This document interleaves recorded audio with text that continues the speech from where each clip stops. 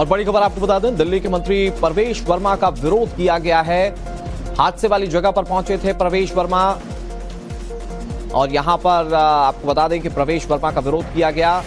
गिरकर युवक की मौत हो गई थी इस गड्ढे में गिरकर, जो कि जल विभाग की ओर से खोदा गया था।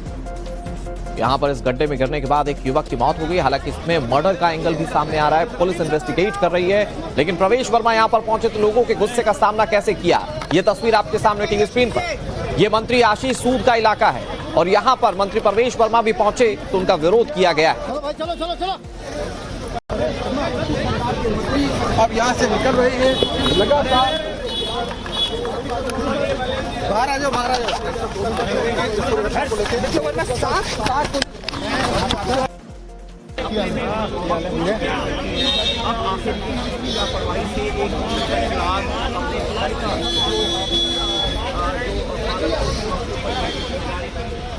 और इस वक्त आप ये लाइव तस्वीरें देख रहे हैं, ये घटनास्थल की तस्वीर है। मंत्री प्रवेश वर्मा आपको दिख रहे होंगे। और ये जो हादसा हुआ है, एक बार फिर से लोग सवाल पूछ रहे हैं कि क्या नोएडा वाली घटना से कोई सबक नहीं लिया क्या? अगर ये हादसा है तो आप देखिए कई फीट गहरा गड्ढा यहां पर बना हुआ है और ऐसी आशंकाएं जाहिर की जा रही है कि जो बाइक सवार था कमल नाम का शख्स, वो इसमें गिर गया था बाइक के साथ और वो रात भर तड़पता रहा, उसकी मौत हो गई। परिवार वाले ढूंढते रहे। ये आप जो एक्सक्लूसिव तस्वीरें देख रहे हैं, यहां पर उस बाइक को निकाला जा रहा है। ये कमल की बाइक है और बाइक निकाली जा रही है वहां पर जेसीबी के जरिए, क्रेन्स के जरिए। इस मामले का सबसे स्याह पहलू यह है कि शख्स की मौत हो गई है जो इस गड्ढे में गिरा था। मंत्री प्रवेश वर्मा पहुंचे वहां पर, उनका विरोध किया गया। लोग अपने गुस्से को जाहिर कर रहे हैं और लोगों के मन में इस गुस्से के साथ सवाल ये है कि भाई कब तक लोग मरते रहेंगे लापरवाहियों के चलते। कैसे मीडिया की पब्लिक के सवाल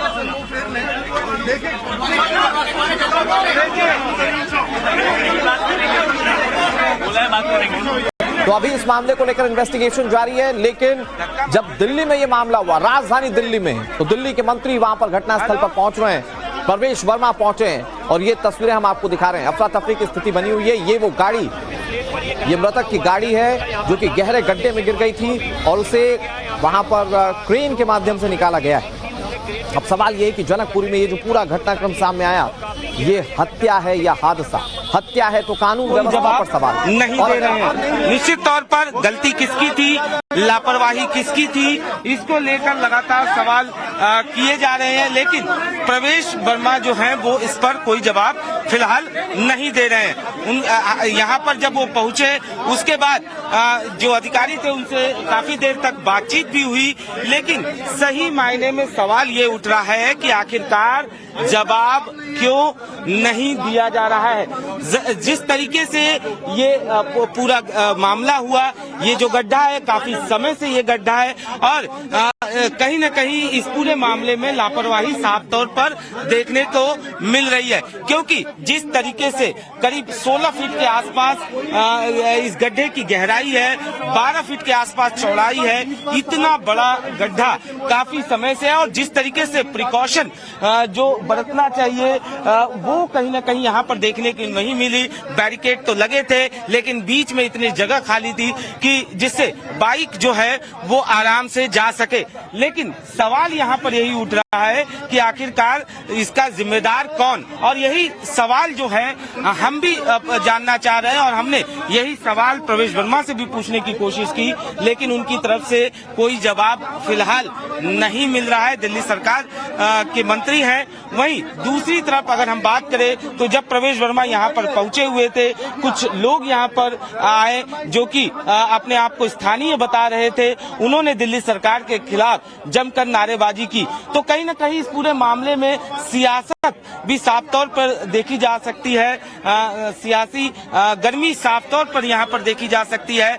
फिलहाल यहाँ पर दिल्ली सरकार के मंत्री प्रवेश वर्मा पहुंचे हुए हैं, लेकिन किसकी जिम्मेदारी है, कौन किसकी जवाबदेही है, इस बारे में जब सवाल जवाब किए गए तो फिलहाल उनकी तरफ से कोई जवाब नहीं आया।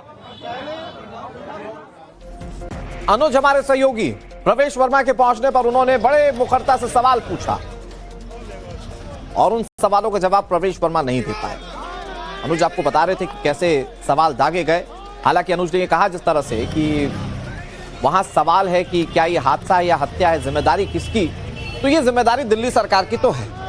अगर यह हादसा है तो गड्ढा खोदने के बाद खोल के छोड़ क्यों दिया, कैसे वहां पर हादसा हो गया, इस पर भी जिम्मेदारी देनी है। और अगर यह हत्या है तो भी कानून व्यवस्था को लेकर सवाल है कि भाई दिल्ली में ये चल क्या रहा है कि कोई भी किसी को मार के कहीं भी फेंक कर चला जाए। ये तस्वीरें हम आपको लगातार दिखा रहे हैं, ये उस जगह की तस्वीरें हैं जहां पर यह हादसा हुआ है। और आप देख सकते हैं वो गाड़ी जो कि मृतक की गाड़ी है उसे निकाला गया।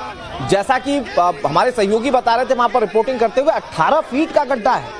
18 फीट के गड्ढे में कोई गिरेगा तो उसका क्या हश्र हो सकता है। और अभी जो परिवार वाले आशंका जाहिर कर रहे हैं वो इस बात की जाहिर कर रहे हैं कि ये जो शख्स था, जो मृतक शख्स है, वो इसमें गिरा और रात भर तड़पता रहा।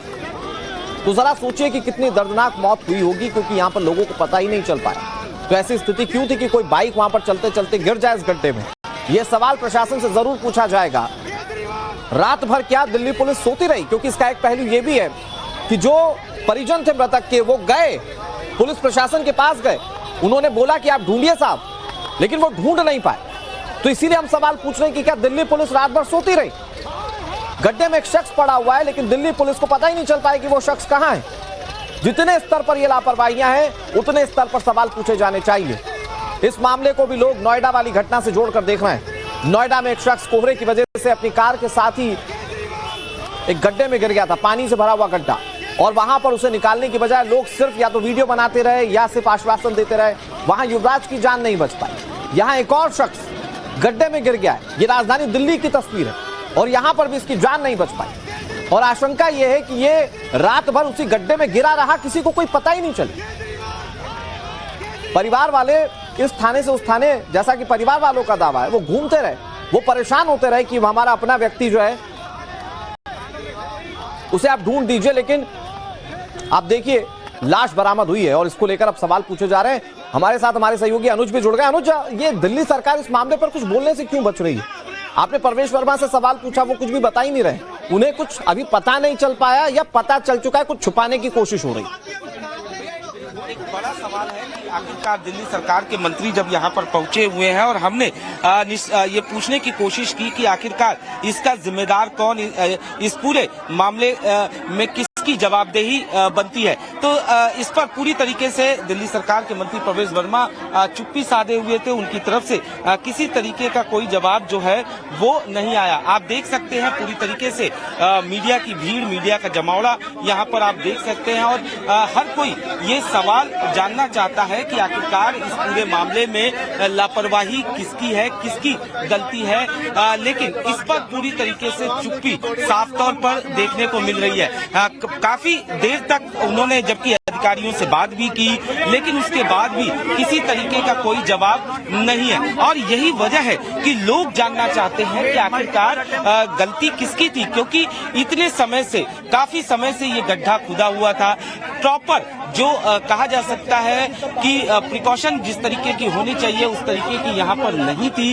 और यही वजह थी कि कहीं न कहीं इस पूरे मामले में लापरवाही साफ तौर पर देखने को मिल रही है। और इसी वजह से हमने भी जब दिल्ली सरकार के मंत्री से सवाल पूछा, हमने ये जानने की कोशिश की कि आप बताइए कि आखिरकार गलती किसकी थी, लापरवाही किसकी थी और इस पूरे मामले में आगे किस तरीके का एक्शन जो है वो लिया जाएगा। लेकिन उनकी तरफ से इस पूरे मामले में ज्यादा कुछ नहीं बोला गया। तो फिलहाल प्रवेश वर्मा यहाँ पर ये जो शॉप है इसके अंदर प्रवेश वर्मा बैठे हुए हैं और बाहर मीडिया का जमावड़ा है। हर कोई प्रवेश वर्मा से सवाल पूछना चाहता है कि आखिरकार इस पूरे मामले में गलती किसकी, लापरवाही किसकी, क्योंकि जिस तरीके से ये पूरा हादसा हुआ उसके बाद से ही लगातार न सिर्फ घर वाले बल्कि हम जब यहाँ पर पहुंचे जो इलाके के लोग हैं उनका भी यही कहना था कि काफी समय से ये गड्ढा खुदा हुआ था, कभी काम होता था, कभी काम बंद हो जाता था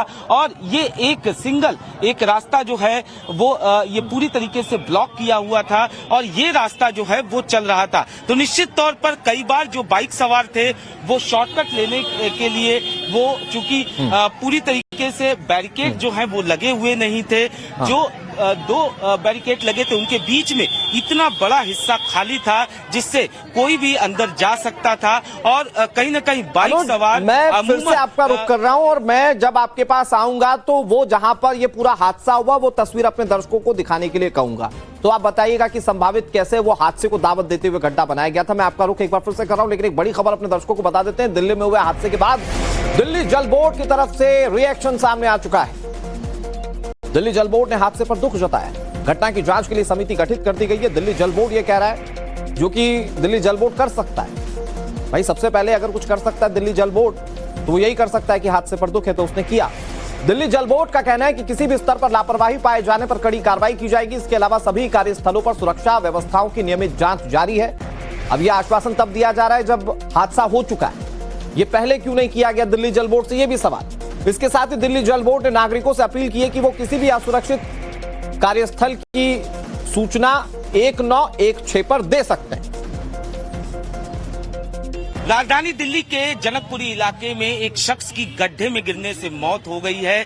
इसके बाद से ही लगातार ये सवाल खड़े किए जा रहे हैं कि आखिरकार इस पूरे मामले में लापरवाही किसकी। दरअसल कमल अपनी बाइक से घर जा रहा था, लेकिन वो जब घर नहीं पहुंचा उसके बाद घर वालों ने उसकी तलाश शुरू की। रात भर वो उसे तलाशते रहे, लेकिन सुबह के वक्त उनकी तलाश इस गड्ढे में आकर खत्म हो जाती है जब सुबह कमल की लाश जो है वो इस गड्ढे में मिलती है। अगर इस गड्ढे की हम बात करें तो हम ये देखते हैं कि आखिरकार इसकी गहराई कितनी है। हम बाकायदा इसको नापने की कवायद करते हैं। अगर हम गहराई की बात करें तो आप साफ तौर पर ये देख सकते हैं कि काफी गहरा ये गड्ढा है और जल बोर्ड का यहाँ पर काम चल रहा था। काफी समय से ये काम चल रहा था और अक्टूबर महीने से ही ये रोड जो है वो बंद था। तो करीब जो हमने यहाँ पर इस गड्ढे की गहराई नापी है वो करीब 16 से 17 फीट के आसपास ये गहराई जो है वो इस गड्ढे की है। और अगर चौड़ाई की बात की जाए तो करीब 12 फीट के आसपास ये चौड़ाई भी आपको साफ तौर पर यहाँ पर दिखाई देगी। आपने उस गड्ढे की तस्वीर देख ली। हादसे के बाद हमारी सहयोगी भावना किशोर जनकपुरी के उस इलाके में पहुंची जहां गड्ढे में गिरकर कमल की मौत हो गई थी। क्या उस इलाके में आसपास लगे सीसीटीवी फुटेजेस काम के हैं जिसके जरिए पूरे मामले को लेकर सवालों के जवाब मिल जाए? और कमल की मौत की वजह पता लगाने की कोशिश पुलिस कैसे कर रही है? हमारी सहयोगी भावना किशोर की रिपोर्ट आपको दिखाते हैं। तो आपको सीधा दिखाते हैं कि आगे भी जाके वहां पे रास्ता बंद है और वहां पर साफ लिखा हुआ है सावधान दिल्ली जल बोर्ड, यानी कि वहां पर दिल्ली जल बोर्ड का काम चल रहा है। अब आपको हम तस्वीर दिखाते हैं कि क्या सीसीटीवी कैमरे यहां पर लगे हुए हैं। तो आप देख सकते हैं यहां पर कॉफी शॉप है जहां पर ये तस्वीर हम आपको दिखाना चाहेंगे कि यहां पर सीसीटीवी कैमरा जो है वो साफ फोकस में है और इसी के आधार पर अब जो सीसीटीवी फुटेजेस जो लिए गए होंगे इस कैमरे से वो इस बात को बताएंगे कि क्या कमल इस रास्ते से गुजर रहा था और उस वक्त क्या घटना हुई है। और यहाँ पर दो सीसीटीवी कैमरे हैं और ये आसपास का अगर हम लोकेशन खंगालने की कोशिश करते तो आप ये देखिए कि यहाँ पर कॉफी शॉप है और अगर यहाँ पर जो भी हादसा हुआ होगा यहाँ से रिकॉर्डिंग जो है वो अवश्य हुई होगी, जरूर हुई होगी और इसी के आधार पर अब जो है वो पुलिस अपने जांच का दायरा जो है वो बढ़ा रही है। इधर कमल की मौत के मामले से जुड़ी बड़ी खबर, परिवार ने कमल की हत्या का शक भी जाहिर किया है। कमल के भाई का कहना है कि बीती रात जब वो उसे खोजते हुए इलाके में आए थे तो उन्होंने गड्ढे को चेक किया था, लेकिन उस वक्त कमल उस गड्ढे में नहीं था। परिवार को आशंका है कि कमल के साथ किसी ने कुछ किया होगा। पुलिस इस मामले को इस दिशा में भी इन्वेस्टिगेट करेगी।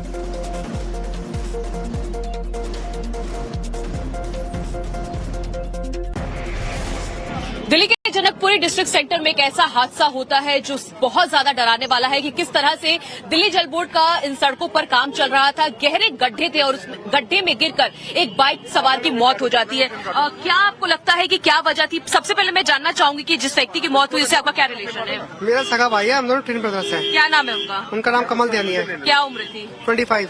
कैसे पता चला कि वो लापता है? क्या मन में क्या ख्याल आया? वो मतलब उसकी जो शिफ्ट होती है रोस्टर जो उसका शिफ्ट फ्लक्चुएशन बेस पर होता है। हाँ। तो उसकी चेंज होती रहती है। तो जब भी निकलता है वो असिस्टेंट में रहता है HDFC बैंक पर रोहिणी में। अच्छा, तो कैसे पता चला कि वो गायब हो चुके हैं? आपको ढूंढना है उन्हें? उसका मेरे साथ उसकी लास्ट टाइम 11:53 पर बात हो गई थी। हाँ। तो उसने कहा था कि मैं 10 मिनट में घर आ जाऊंगा, डिस्ट्रिक्ट सेंटर पहुंच चुका हूँ मैं। अच्छा। मैंने कहा ठीक है। फिर मैंने आई थिंक उसको 12:30 के बाद फोन किया क्योंकि काफी टाइम हो चुका था, 10 मिनट से ऊपर।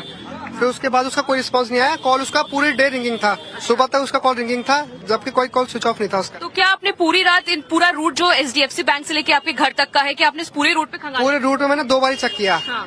2 बारी मैं गया वहाँ पे, 2 बारी मैं आया हाँ। और मुझे कुछ नहीं मिला वहाँ रास्ते में। अच्छा, तो क्या आपने इन गड्ढों को भी चेक किया था? हाँ, मैंने रात को 1:30 बजे इस वाले गड्ढों को स्पेशली एक बार चेक किया था। तो क्या वहाँ पे थे? उस टाइम पे तो नहीं थे। तो क्या लगता है कि जो तस्वीरें सामने आई है वो कब की है? वो तो सुबह की तस्वीर थी गड्ढे में गिरने की। बिल्कुल। तो क्या लग रहा है, कोई ऐसा तो नहीं है कोई यहाँ पर उनको, मतलब कुछ भी हो सकता है, ऐसा लग रहा है क्या? मुझे भी यही लग रहा है क्या लग रहा है वजह? कि थोड़ा सस्पिशियस है मेरे को मामला, क्योंकि दिल्ली में जो अभी केसेस चल रहे हैं, हाँ। तो मुझे भी लग रहा है कि कुछ हो सकता है। इधर जनकपुरी हादसे पर मंत्री आशीष सूद का बयान सामने आ रहा है। दोषियों पर कड़ी कार्रवाई की बात आशीष सूद कह रहे हैं। उनका कहना है कि इस मामले की जांच की जाएगी। दिल्ली सरकार पीड़ित परिवार के साथ खड़ी है।